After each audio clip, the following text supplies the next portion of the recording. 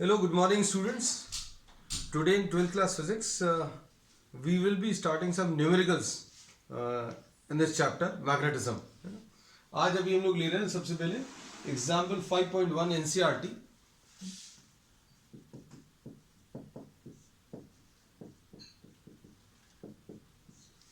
अब इसमें क्या दिया हुआ है? The magnetic needle has a magnetic moment of, एक मैग्नेटिक नीडल है बच्चों, उसका जो मैग्नेटिक मूवमेंट है वो 6.7 into 10 to the power of -2 ampere metre square है.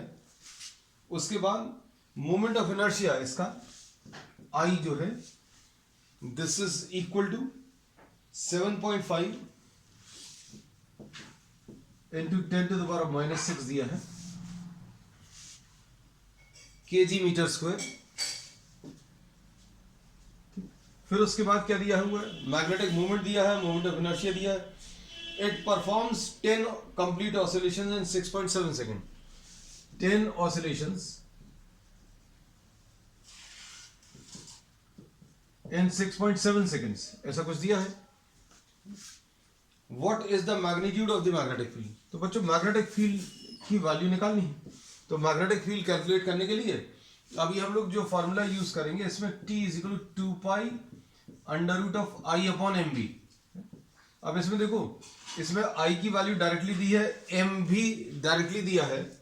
अब आपको B कैलकुलेट करना. टाइम पीरियड इनडायरेक्टली दिया है. 10 ऑसिलेशंस में बच्चों, 10 ऑसिलेशंस में 6.7 सेकेंड से, तो 1 ऑसिलेशन में कितना समय लगेगा? 6.7 डिवाइडेड बाय 10 और ये 0.67 सेकेंड्स. कितना लगेगा? 0.67 सेकेंड्स. तो अब वैल्यू सब्स्टिट्यूट कर दीजिए और बी कैलकुलेट कर लो. अब बी कैलकुलेट करने के लिए अभी हम लोग क्या करेंगे? T square will be equal to 4 pi square into I upon M into B, ऐसा कुछ आएगा. और b अगर कैलकुलेट करना है तो b will be equal to 4 pi square i divided by m into T square, ऐसा कुछ आएगा. अब इसमें 4 इंटू पाई स्क्वायर, पाई की वैल्यू प्रॉब्लम में तो नहीं दी, अभी हम लोग कुछ भी ले सकते हैं. 3.14 ले ले रहे हैं इंटू आई की value 7.5 into 10 to the power -6, ऐसा कुछ है, डिवाइडेड बाय एम की value 6.7 into 10 to the power -2 और टी स्क्वायर. अब टी बच्चों कितना है? टी जो है 10 ऑसिलेशंस का समय दिया हुआ था. 10 ऑसिलेशंस का जो टाइम है उसको अभी हम लोग ने किस में कन्वर्ट कर लिया? 1 ऑसिलेशन. तो टाइम पीरियड क्या होता है? T is the time taken to complete 1 oscillation, है ना. इसको अभी हम लोग time taken to complete 1 oscillation बता दिया 0.67. अब इसके बाद इसमें वैल्यू सब्स्टिट्यूट कर लो. टी की वैल्यू 0.67 का होल स्क्वायर, है ना. तो अब आप इसको सिंप्लीफाई कर लीजिएगा. एम मालूम है और टी भी मालूम है. टी स्क्वायर कैलकुलेट करना, पाई स्क्वायर, ये आई, ये सारी वैल्यूज रखकर आपको सॉल्व भर करना है ना. तो सॉल्व करने में ये अप्रोक्सीमेटली 0.01 टी आएगा, है ना. तो सॉल्व करने का काम बच्चों पहले अभी आप कर लेना. 0.01 T. So this is example 5.1. अब उसके बाद एग्जांपल 5.2 देख लो. Next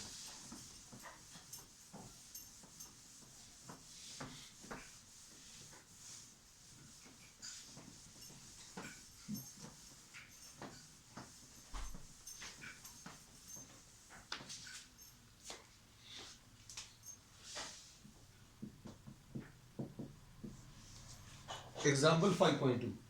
A short bar magnet placed with its axis at 30 degrees with the external field. अब बच्चों यहां पर एक एक्सटर्नल फील्ड दी हुई है B और ये B की वैल्यू कितनी है? 800 गॉस. तो B की वैल्यू 800 गॉस दिया हुआ है। अब इसके बाद this is placed with its axis at 30 degrees with the external field.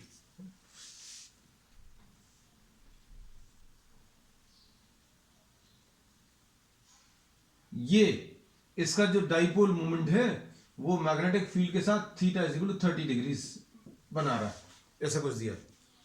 अब इसके बाद नेक्स्ट पार्ट में एक्सपीरियंसेस अ टॉर्क ऑफ 0.016। तो किसी भी मैग्नेट को या किसी करंट कैरिंग कॉइल को अगर किसी मैग्नेटिक फील्ड में रखेंगे तो उसके ऊपर टॉर्क लगेगा, और टॉर्क की वैल्यू बच्चों कितनी होती है, mv sin थीटा। टॉर्क की वैल्यू mv sin थीटा होता है। तो अब इसमें क्या क्या चीज दिया हुआ है, टॉर्क भी दिया हुआ है। किसी भी मैग्नेट को किसी डाइपोल में रखेंगे तो उसके ऊपर टॉर्क लगता है, और ये टॉर्क क्या करता है, मैग्नेट को मैग्नेटिक फील्ड की डायरेक्शन में या डाइपोल को मैग्नेटिक फील्ड की डायरेक्शन में लाने की कोशिश करता है, और अल्टीमेटली ये ऐसा ही आएगा। मतलब बहुत समय के बाद अगर आप देखोगे तो ये ऐसे ही कुछ आने वाला है। This is the final position which this will attain, है ना। लेकिन अभी हम लोग पूछा क्या है, देखो what is the magnetic moment of the magnet.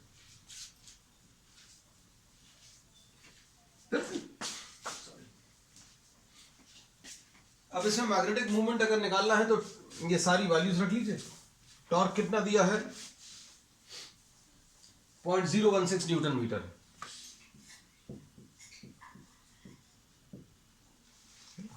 तो ये टॉर्क बच्चों 0.016 न्यूटन मीटर्स, ठीक। और m आपको कैलकुलेट करना है, b 800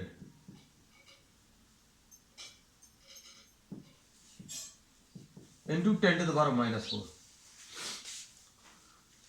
तो ये आ जाएगा 800 इंटू 10⁻⁻⁴ इंटू साइन थीटा, मतलब साइन 30 डिग्रीज, साइन 30 डिग्रीज। बस अब आप इसको सिंपलीफाई कर लीजिए तो कितना आ जाएगा, m की वैल्यू ये 0.016 है,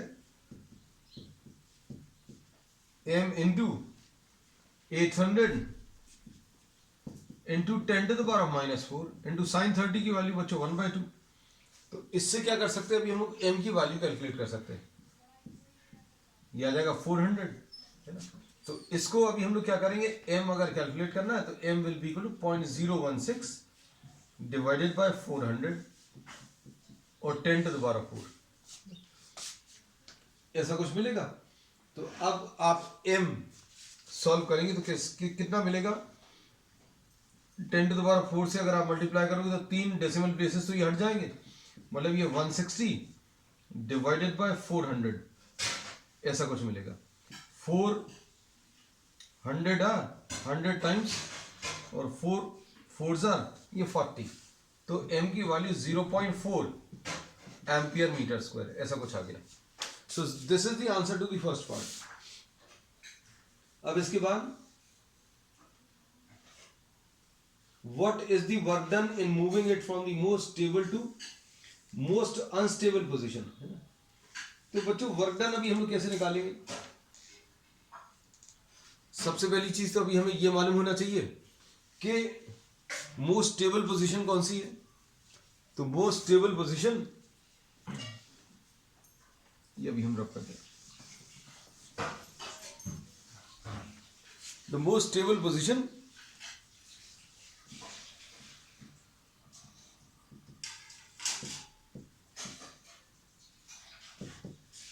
is theta is equal to 0. Most stable position theta is equal to 0, and most unstable position theta is equal to 180। इसका मतलब क्या है, ये बात समझ में आनी चाहिए अच्छे से। तो अभी हम लोग ये कहते हैं, ध्यान से सुनना, इसमें अभी हम लोगों ने ये बोला कि इसके ऊपर जो टॉर्क है वो कैसा काम करेगा। ये स्टेबल पोजीशन है, ये देखो ये थीटा की वैल्यू 0 है, ये m है, ये b है, और थीटा की वैल्यू 0। अगर आप इसको इस पोजीशन से डिस्टर्ब कर दें, ऐसा कुछ, if you are disturbing this in anti clockwise direction, अगर आपने इसको एंटी क्लॉकवाइज डायरेक्शन में डिस्टर्ब कर दिया तो ये क्लॉकवाइज डायरेक्शन में इसके ऊपर टॉर्क काम करेगा। मतलब अगर आप इसको इक्विलिब्रियम पोजीशन से डिफ्लेक्ट कर रहे हैं तो एक रिस्टोरिंग टॉर्क प्रोड्यूस होगा। आपने कैसा डिफ्लेक्ट किया इसको? एंटी क्लॉकवाइज डायरेक्शन में। अगर आपने इसको एंटी क्लॉकवाइज डायरेक्शन में डिस्टर्ब किया तो क्या होगा? क्लॉकवाइज डायरेक्शन में टॉर्क लग जाएगा। क्यों लगेगा? इसको अगर आपको कंपैरिजन को भी अगर याद करना है तो ये प्लस क्यू इसको लिखते थे, इसको माइनस क्यू, और इसके ऊपर ये क्यू ई, ये इलेक्ट्रिसिटी में ऐसा आता था। और यहां पर कैसा मिलेगा? अभी हम लोगों ने बोला क्लॉकवाइज डायरेक्शन में टॉर्क काम करे, काम बिल्कुल वैसे ही है। पॉजिटिव चार्ज की जगह नॉर्थ पोल आ जाएगा और नेगेटिव चार्ज की जगह साउथ पोल आ जाएगा, है ना। तो ये मैग्नेटिक फील्ड इसके ऊपर क्लॉकवाइज डायरेक्शन में टॉर्क काम लगाएगी। ये मैग्नेटिक फील्ड इस मैग्नेट के ऊपर क्लॉकवाइज डायरेक्शन में टॉर्क लगाएगी। अगर हमने इसको एंटी क्लॉकवाइज डायरेक्शन में डिस्टर्ब किया तो ये स्टेबल पोजीशन कहलाती है। और अनस्टेबल पोजीशन कौन सी कहलाती है ये भी समझ लो। Unstable theta is equal to 180, theta की वैल्यू 180, इसमें सोच कर देखो थीटा की वैल्यू 180 का मतलब क्या है? थीटा की वैल्यू 180 का मतलब ऐसा कुछ, ये बच्चों एस है, ये एन है, ये एम आ जाएगा। तो अब इसमें क्या होगा? अब इसको अगर आप इसकी इस पोजीशन से डिस्टर्ब करें, सपोज ऐसा कुछ कर दिया, सपोज आपने इसको क्लॉकवाइज डायरेक्शन में डिस्टर्ब कर दिया, रोटेट दिस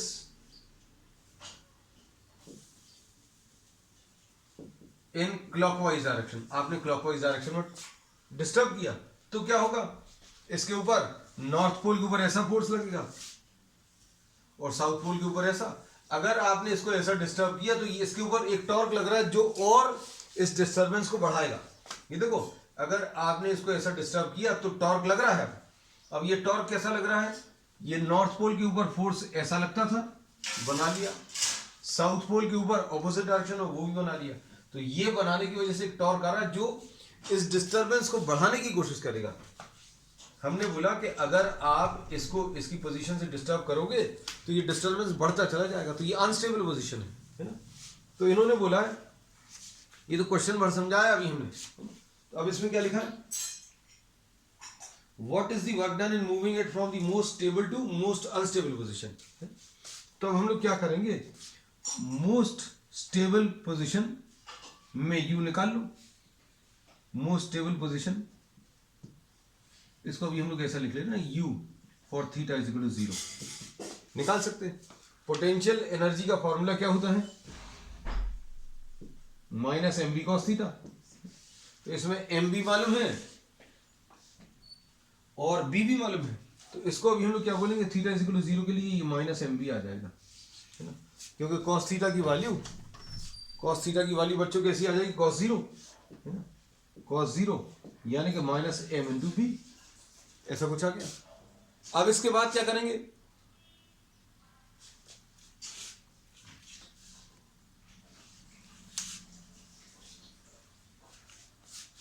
अनस्टेबल पोजीशन के लिए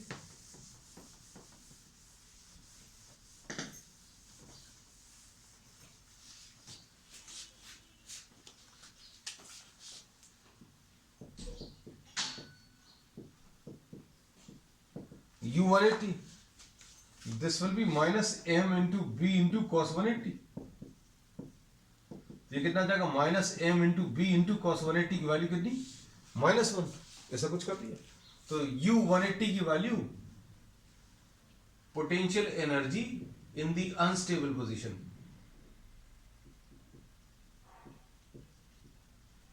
ये भी निकाल दी। तो U180 की वैल्यू बच्चों कितनी आ गई? प्लस एम बी, ऐसा कुछ आ जाए। वर्क कैसे निकालते? Work done will be equal to what? The change in energy. Work done in moving the dipole from the most stable position to most unstable position, है ना। स्टेबल पोजीशन से बच्चों ऐसा अगर डाइपोल दिया है, इधर से रोटेट करके इधर से रोटेट करना शुरू किया, ऐसा कुछ। और कब तक रोटेट करते गए बच्चों? देखो, हम 3-4 डायग्राम्स बना के दिखा दे रहे हैं। ये ऐसा था, फिर ऐसा किया, फिर ऐसा कर दिया, और फाइनली आप इसको ऐसा कुछ लेकर आ रहा है। तो वर्क डन अगर आपको निकालना तो चेंज इन पोटेंशियल एनर्जी निकाल लो। अब चेंज इन पोटेंशियल एनर्जी कैसे निकालोगे? तो U180 माइनस U0, तो ये आ जाएगा MB minus of minus MB, ये 2 MB आ जाएगा, है ना। तो ये 2 MB कैलकुलेट करना है। ये तो 2 तो अभी हम लोग ने ऐसे ही लिख लिया, M की वाली 0.4 आई थी शायद, 0.4, और B की वैल्यू कितनी थी? 800 गॉस, तो ये 800 into 10 to the power minus 4। अब इसको सिंप्लीफाई कर लो। सिंप्लीफाई करने का तरीका क्या है? देखो ये कितना आ जाएगा, 0.8 into 8 into 10 to the power minus 2, ऐसा लिख सकते हैं। तो ये कितना आ जाएगा इसको सॉल्व करने पर? ये 64 आ जाएगा, यानी 6.4 into 10 to the power minus 2। ये सॉल्व करने पर 0.064 जूल्स, ऐसा कुछ इसका रिजल्ट मिलेगा, है। तो ये कौन सा पार्ट है?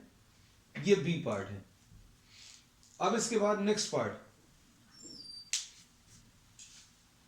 सी पार्ट में देखो क्या पूछा है।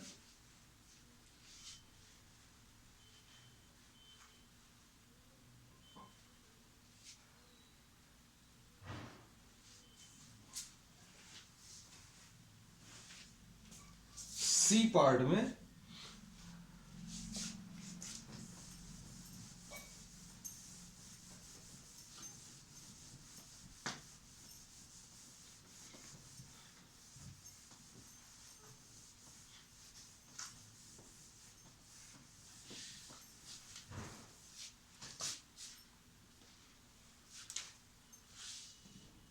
5.2C। अब इसमें क्या बोला है? The bar magnet is replaced by a solenoid of cross sectional area. इस सोलेनॉइड का बच्चों, अब इन्होंने बोला बार मैग्नेट की जगह एक सोलेनॉइड ले लिया, है ना, ठीक है। अब इसका क्रॉस सेक्शनल एरिया दिया हुआ है। क्रॉस सेक्शनल एरिया कितना है? 2 into 10 to the power minus 4, ठीक। इसके बाद मीटर स्क्वायर, ठीक। अब इसके बाद क्या बोला है? 1000 टर्न्स। इसमें कितने नंबर ऑफ टर्न्स हैं?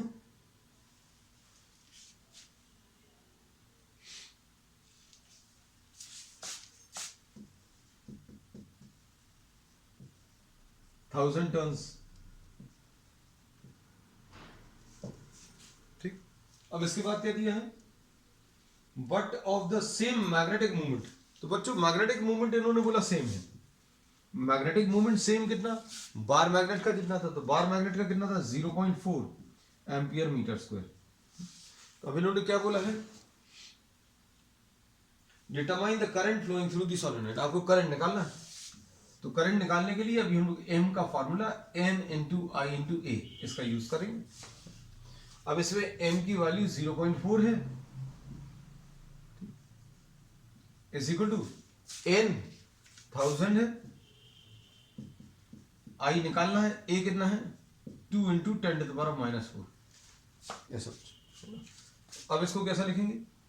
0.4 इज इक्वल टू 2 इंटू, इन दोनों को अगर सॉल्व करेंगे 10 टू द पावर माइनस 1 आ गया, और इंटू आई, ऐसा कुछ मिलेगा।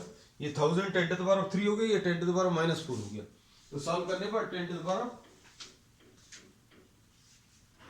माइनस 1 आएगा। अब इससे I की वैल्यू सॉल्व कर लो। I will be equal to 0.4 upon 2 into 10 to the power minus 1, है ना। तो ये आ जाएगा 4 अपॉन 2, ऐसा कुछ मिलेगा। ये 10 ऊपर मल्टीप्लाई होगा तो ये 2 amperes. So this turns out to be what? 2 amperes, है ना, ठीक।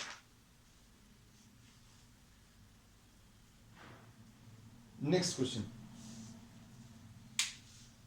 एग्जाम्पल 5.4। 5.3 बच्चों खुद कर लेना, है ना। अगर डाउट्स रहेंगे तो then will be discussing it.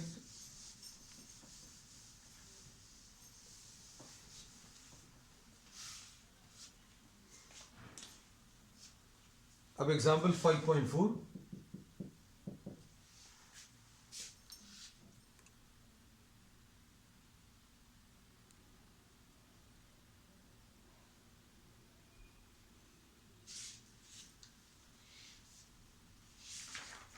Example 5.4 में क्या दिया हुआ है? What is the magnitude of equatorial and axial fields?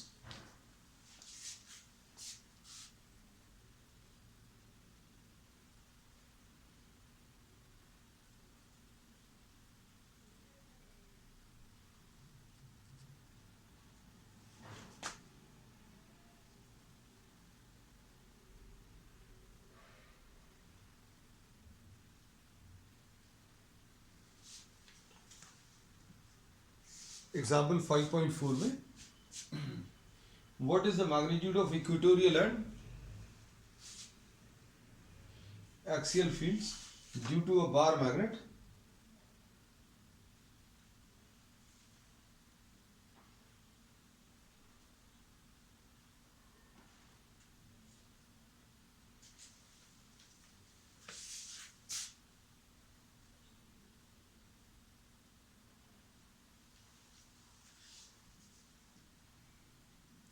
इसमें मैग्नेटिक फील्ड जो दिए हैं, what is the magnitude B in the axial position बताना है और B in the equatorial position बताना है due to a bar magnet. अब इसमें लेंथ इसकी 5 सेंटीमीटर है। इसकी जो लेंथ है बच्चों बार मैग्नेट की,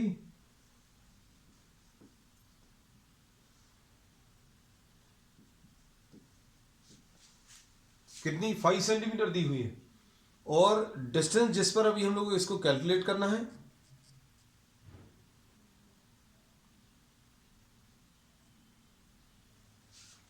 ये डिस्टेंस बच्चों 50 सेंटीमीटर दिया है। This is how much? 50 centimetre. तो हम लोग इसमें ये कह सकते हैं as compare to what the size of the bar magnet the distance is large, है ना। तो डिस्टेंस जो है that is large as compare to the size of the magnet, है ना। ये एक इंपॉर्टेंट कंडीशन रहती है फॉर्मूला अप्लाई करने में। अब इसमें क्या पूछा देखो, और the magnetic moment of the bar magnet is 0.4। बच्चों एम की वैल्यू 0.4 एम्पियर मीटर स्क्वायर ऐसा कुछ दिया हुआ है। अब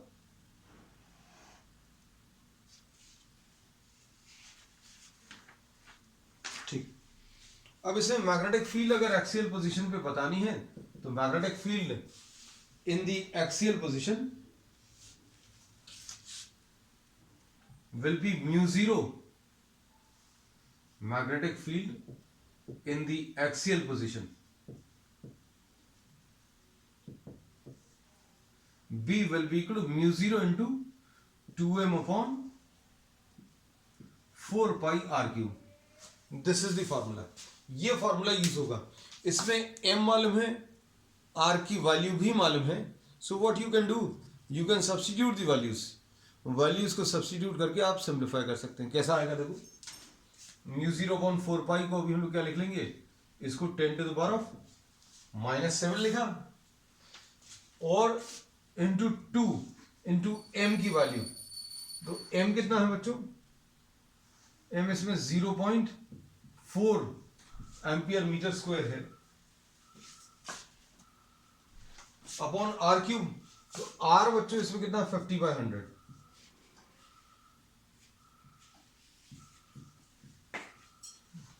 तो अब इसको सिंप्लीफाई कर लो, यह आ जाएगा 10 to the power -7 into 2 into 0.4 divided by 1/2 का होल क्यूब। तो ये कितना आ जाएगा सिंप्लीफाई करने पर, 10 to the power -7 into 2 into 0.4 into 8, ऐसा कुछ मिलेगा। 8 2 जा 16 एंड 16 4 जा 64, है ना। तो ये 64 into 10 to the power of 2 4s are 8, 8 8s are 64, ये 6.4 into 10 to the power -7 Tesla, ऐसा कुछ लिख सकते हैं। अब इसके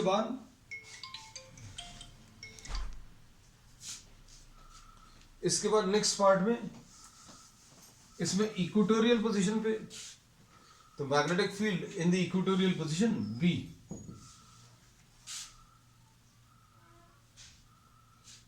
बी की वैल्यू अगर आपको निकालनी है तो कैसे मिलेगा?